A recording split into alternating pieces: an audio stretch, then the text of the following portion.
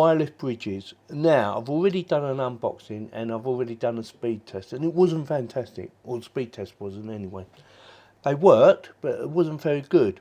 Now, I've been having a look play about them, and I've got them working 100% better than when I first done it.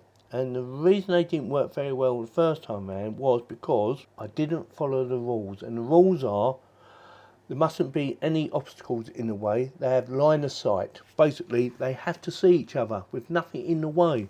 And also you need to configure it or connect it in the right manner to get the best performance. So what I've done some little experiments, and yeah, fantastic. Well over 100 on the download and nearly 100 on the uploads, speed-wise that is. So I'm going to explain to you exactly what I've done and how I set it up, and also I'm going to show you the actual performance speeds of it as it was when I set it up today. So with that, let's get on with it, shall we? So first things first, you can use these to connect to it if you wanted to, but the way I've done it, I used my phone, my mobile phone. I used the wireless to connect to the slave, which was down the bottom of the garden. So what I've done, or what I did, I've actually finished doing it now, is I used the plug for power only. So you run plug into the mains, you run an Ethernet cable into the 100M, yes, not into the 1000M, into the 100, and that gives it power. And the same with the slave one, exactly the same. So that's in the 100, I'm not sure if you can see that, but that's in the 100.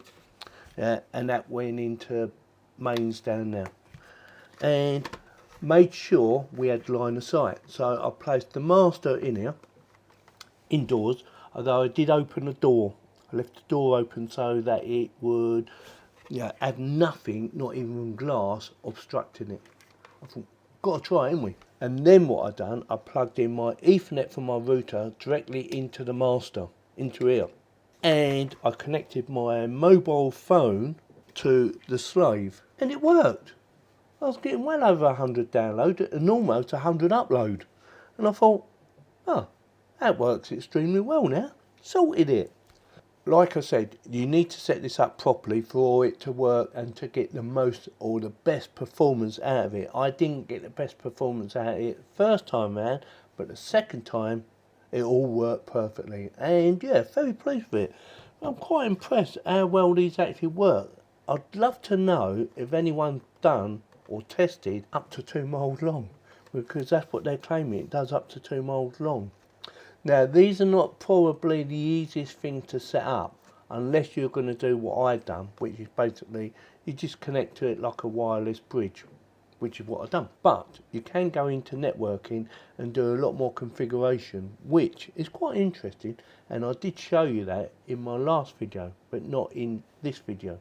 I just wanted to do a speed test to see how fast I can actually get it to run using my phone, of course, which is probably not the best test in the world, but it proves that it can easily go from 23 to 24 megabits per second download to well over 100 download.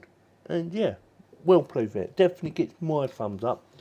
So in this video I just wanted to show you how you can get a better performance out of this or these if you set them up properly. So with that, if you're thinking about buying one, links in the video description for you to go and check them out. And if you like this video and you'd like to see more content like this, don't forget to subscribe, click on the bell to get notified, and give me the thumbs up. Thank you very much for watching.